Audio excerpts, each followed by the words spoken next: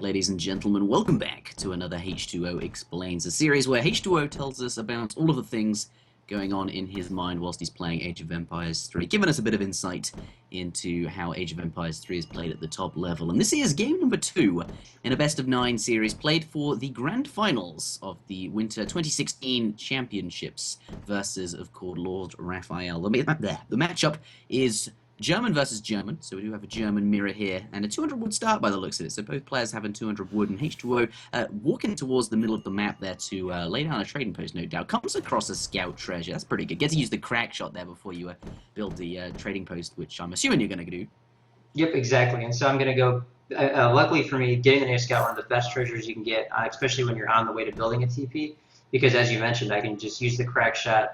It gets to be, the cooldown gets to come off while I'm building, and you know, obviously I get to crack shot a polar bear, which is great, and get a treasure out of it. You'll notice I want to go for the lower trading post because I don't really care about getting the first passive XP. On these maps, it doesn't even give you a full shipment right away. I'm more worried about just having a safe TP location.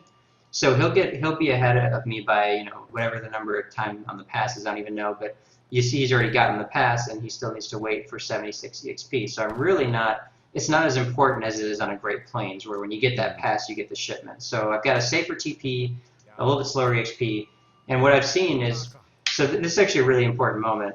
Right now I'm trying to scout to find his explorer. I saw him finish up the TP and run up here, and I thought that in the patch chat, basically everyone's right now pretty focused on the native scout and wants to see it be nerfed. And so I felt that because of that, he maybe is afraid of the native scout and would maybe send his explorer back here to try to go for like his special treasure that is hard for me to get to, or maybe even just go for these in-base treasures just to be extra safe. Turns out he actually kind of cut down and juked me a little bit, and he's coming in for this treasure. I love how this is something in your mind that's really important, just the positioning of you getting the native scout and seeing his explorer timidly move backwards. And you mentioned the patch chat. For those of you that don't know, we do play all of the tournaments on ESOC patch, which is our fan-made patch where we change the balance of the game. And obviously there's a committee of people dedicated to that, and LordRaphael is among that patch, and he's big, lots of people don't like the native scout. So H2O sort of metagamed in there just from a Skype chat, which I think is just from this 1 minute 50 point in the game, I just find hilarious that this kind of stuff is going on. Yeah, those are the things that you can do when you know your opponent. A lot of times that's not an advantage that you can have outside of these high-level tournament games. But so when I saw this 150 food, I actually was quite worried, because if he were up here going for this, he would have already started it, and he hasn't.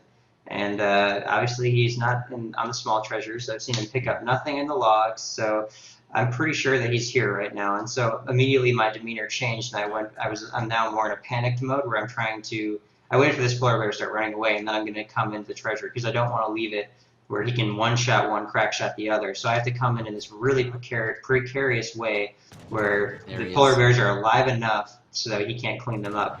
But I also have to not die. And so I'm trying to kite these as well as I can, use the padding to kind of block them. And now at this point I'm just, as fast as possible cleaning these out.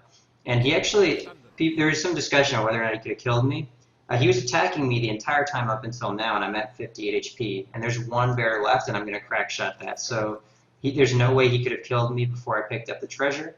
And so I think it was right for him to try to get it. And so now we just kind of go for the treasure, and I was able to get it for him, fortunately. At this point, he does go back to snare me right away. And I bring in my native scout thinking full well my explorer's still going to die, because if he reacts, he could have gone to range mode and shot me 3 times. But luckily, he was a little bit slow on the draw here, and he's only going to get off 2 attacks. And so I get away. I'm lucky to be away right now, 2 HP. Yeah. I love how you bring it in, forcing him to spend his APM in that location rather than somewhere else, just so that you might have the chance of getting away. 2 HP, so that's really good for you there. Yeah, I love how there was this metagame thing going on, but you misread it, and he's actually ended up in that location. But with adequate sort of planning, having not seen him in the location you thought he was, you're still able to get the treasure. Yeah, exactly. And it was very close. If I had not handled the polar bears correctly, as you can see, I lived with 2 HP, and I picked up the treasure with 50, right? So had I taken 1 or 2 more polar bear attacks, he could have just straight up killed me and taken the treasure. So it was very fine. And you're now pretty much out, right? You can't get any more treasures with that. So LordRaphael, in a good spot because you can't pick up any more treasures anymore. That guy's gone. Yep, exactly. So I'm picking these up. My native scout sees him on the 90 food, and I actually sent a bill out to herd here, but then I immediately sent him around this way to go for the steal. I mean, 90 food's worth trying to steal. I've been doing this a lot more. And so my explorer, meanwhile, is over here. I know that he's on the wolf treasure, so I can go over here and snipe the 40 EXP. And this actually kind of serves two purposes. One, I get the EXP, but two, he also thinks my explorer is somewhere else. Oh, wow. Okay, yeah. So I get this EXP. Yep. That's funny. I think he just didn't expect this build to be here. It's very random. And so the build comes in and I'm able to get the 90 food. And so this game, H1, has just gone so well for me because I've won both the contested treasures. And if you look at the log, actually, I've gotten a scout, 100 wood, 30 coin, 40 EXP, and 90 food, and he has yet to get a treasure, actually. This entire game has gone by, and somehow Raphael has not yet gotten a treasure, so... Yeah, and that's down largely to planning that villager you had just there. I think that's... I love how you pick up the treasure at the same time you get this villain in the location, and it's already low HP. He's not expecting you to be there at all. I think you just lulled him into a sense of security that was false. That was nicely done. I think so, and I hope that's what actually happened. I mean, sometimes it's just so unlikely that someone's going to have a village around this tree while you're taking the 90 food. And so the other thing I'm doing now at this point is I'm transitioning to my build's a little bit different than the classic one, so I'm not sending 3 settler wagons first. I'm going to send 700 wood. This allows me to not chop, because like if you do 3 bills first, you have to chop like 225 over, and here I only need to chop 25 more. So you're telling me that 6 villagers is not good enough? It's too slow? Yeah, I think it is too slow. I mean, using the... And it's interesting that you mentioned that, because I think Raphael has also figured that out too. Raphael is one of the biggest proponents of sending bills first. He even was doing it as French for CDB first a lot. And now it's actually gone to the point where you'll send 700 wood, then 700 gold, and then your bills. And interestingly enough, we both actually have the exact same H2 card order, so we both kind of landed on the same thing. And this build is actually, Mito actually came up with this build, the idea of sending 700 coin after 700 wood in order to kind of really ramp up the doppel production. And it's a really nice build. It works out. You get a lot of doppels out, and you're not really that much slower for it.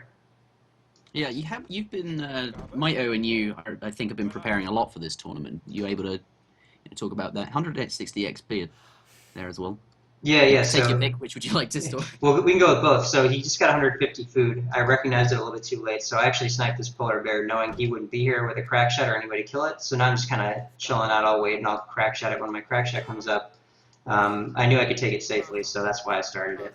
And as far as Mito goes, I had talked to Mito between pretty much all my tournament games. In between each one of these games, we talked about which strategies and build orders to do. We also practiced this, actually the night before, this was the one thing we practiced was German mirrors.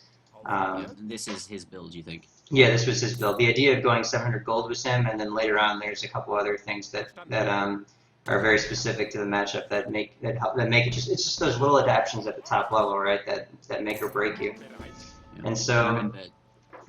No, go ahead. I just remember your tournament games with Mito are actually exceptionally close. There were some very, very good games, so do maybe I'll put a link in the chat to those. But yeah, you've gone by the looks of it. I distinctly remember this matchup. You both starting with different military buildings, but you mentioned you went with the same build order, the same shipment order. Yeah. So we went with the same shipment order, but he tried to cut the corner in a different way, right? He went for racks first, for doppels first, so he could be first on the TP. And these are the small adaptations that we're talking about. That actually does gain him a little bit of an advantage. I'm not a big fan of it because of the risk. It presents a risk in a way where if they go for something a little bit different, like a really fast FF or something, and just trade the TP away, you might just be really far behind. That's why I like getting Yuhan out. But he comes in with his doppels, actually, and I scout this Rax now. And so what I'm going to do is, instead of running and trying to raid him, I'm just going to siege, because these Ulhan represent 3 doppels worth of siege. So although it may not be as fast, I'm pretty sure that with where I stand, I can at least get this TP down. Yeah, contest it a bit and maybe clean it up a bit later on. But the positioning of your scout there, that's pretty nice. Yep, and this scout's a big deal. It lets me know exactly when doppels are coming, how many there are, and it also lets me see these 9 Ulhan that come through. So I know exactly what's coming, and I can confidently, I can make the right decision, because there's no question about what's coming. So at this point, it's 11 Ulhan to 9, and then 5 Doppels to 5 Doppels. And so I actually really want to fight right now for 2 reasons. One, his Ulhan are not here yet, so it's kind of a, he's separated out.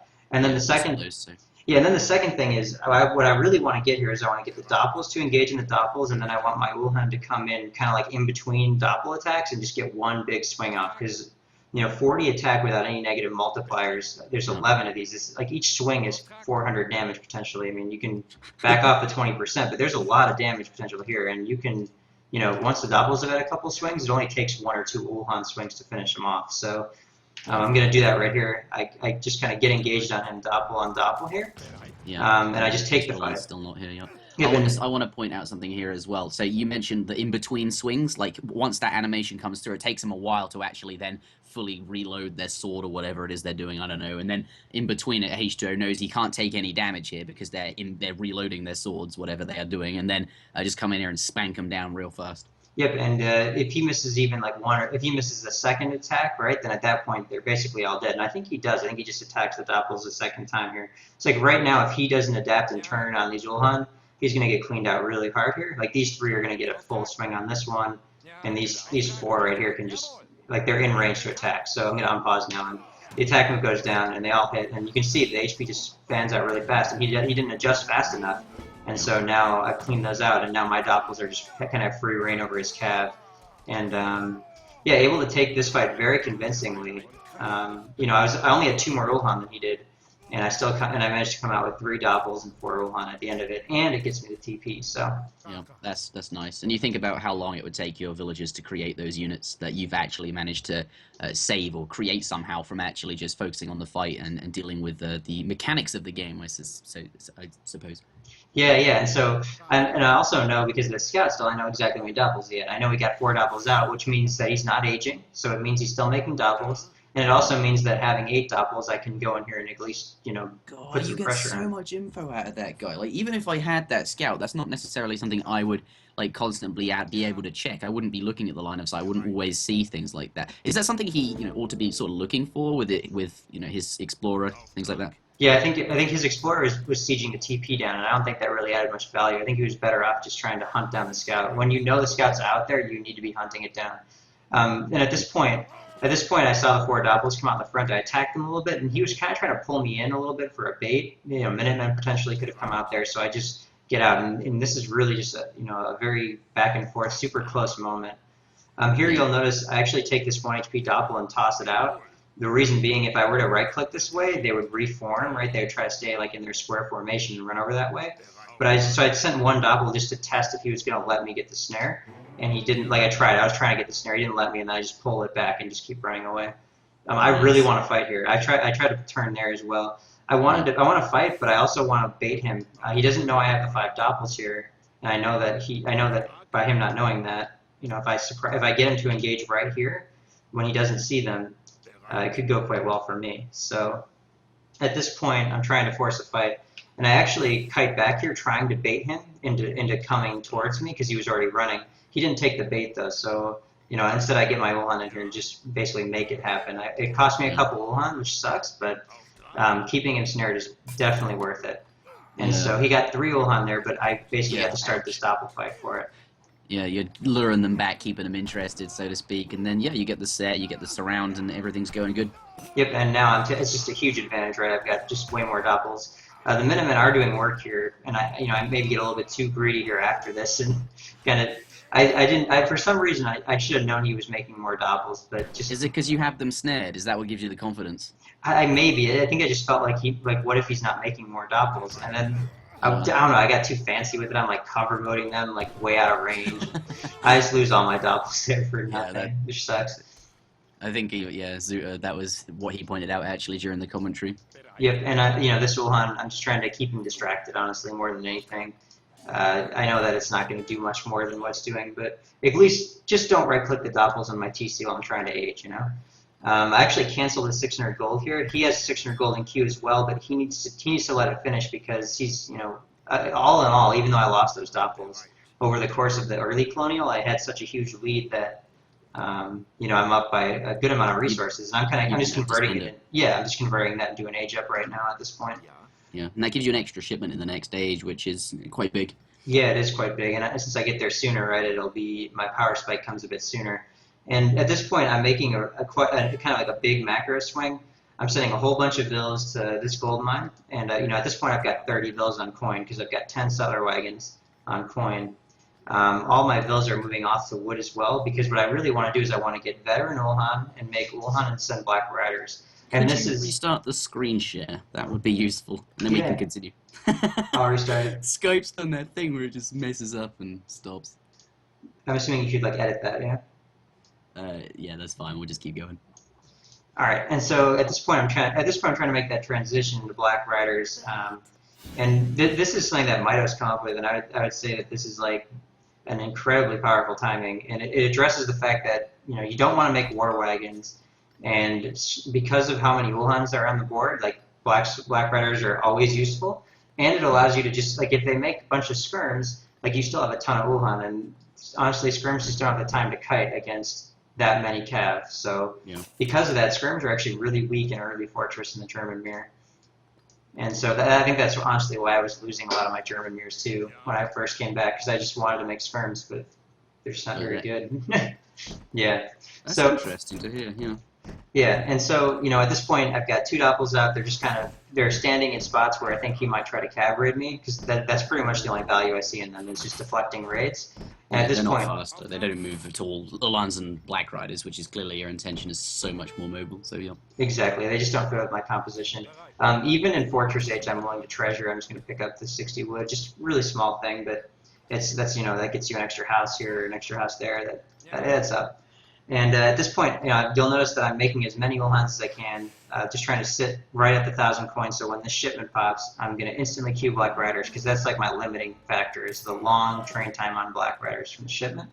So with that coming in now, I'm just trying to get out as many Ulhans as I can, and the idea is just to really force a dramatic timing out of the black rider pop. So with that timing, I'm gonna be trying to get in as fast as I can with all my units. It's just going to be it's got to be one of those really fast engages with cavalry, and that's what I'm hoping to do. You'll see I'm just trying to get as many calves as I can once again, and this native scout's also in position. I want to see what he has. I'm expecting him to make skirmishers, so what I really want to see is just how many he's made. I mean, I'm going to go either way. I'm almost positive. These 2 doppels coming down here, and also this house being built. I mentioned this in the Aztec game, but I kind of foolishly didn't prepare for the raid, and so now I've got these couple doppels in the house that provide the vision. So when those couple Ulhan come by, I don't want to have to be splitting my attention. I want to be really focused on this black rider push, and these doppels will allow me to do that. So I find it interesting that black riders has become a thing here. Mercenaries. They're good, power spike, and they represent a big spike, as I just mentioned, but they're overall not actually quite as good as perhaps regular units here. Is this because war wagons aren't very good? You send black riders. Why is this Mito timing something that's good?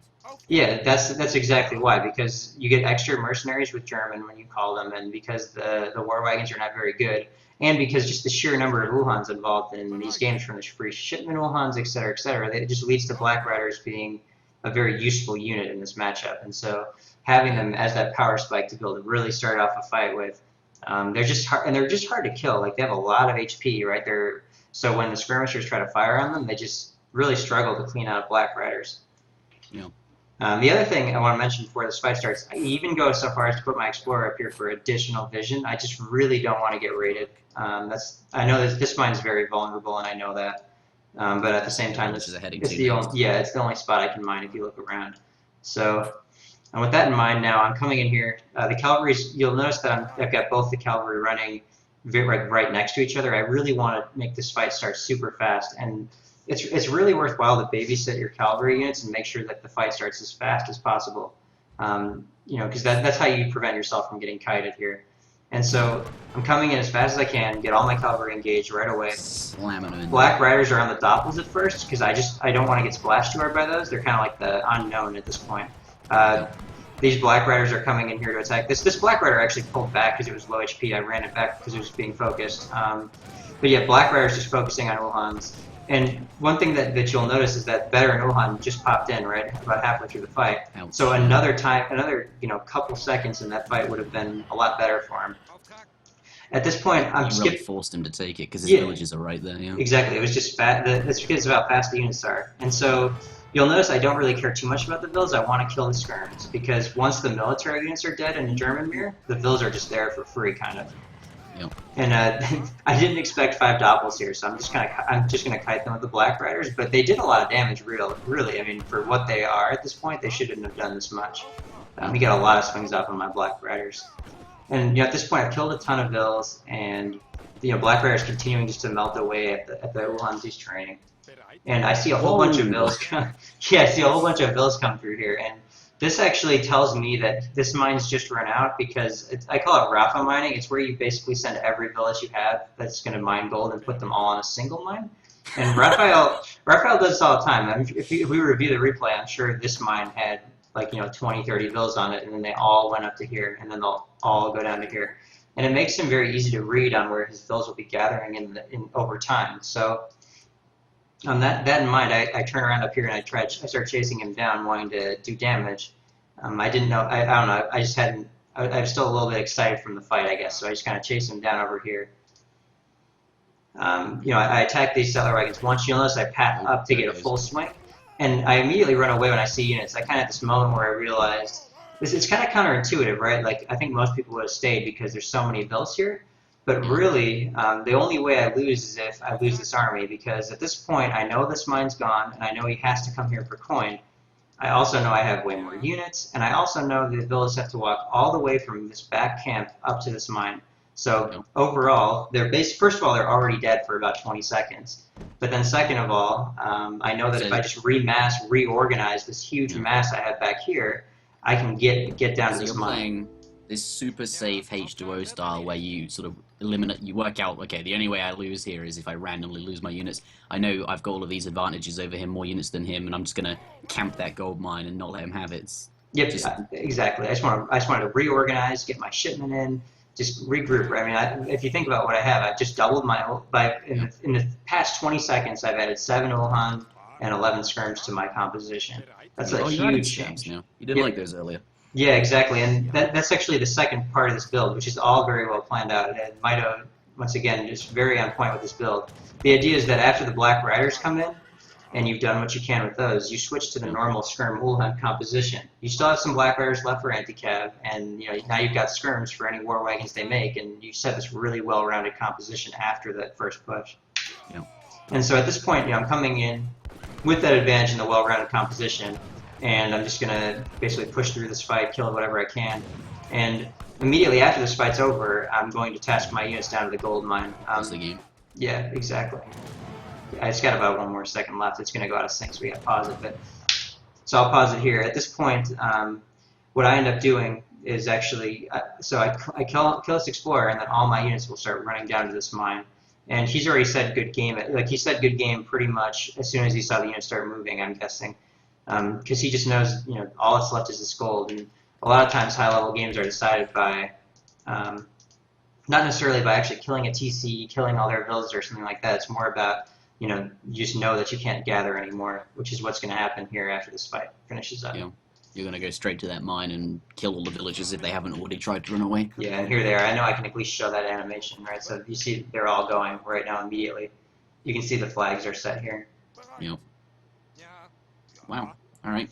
I really like the German mirror. People say mirrors are perhaps not quite that interesting or as interesting as non-mirrors, but this one has so many things going on. You've got those Doppelsoldners to start with, and then into this Fortress Age thing.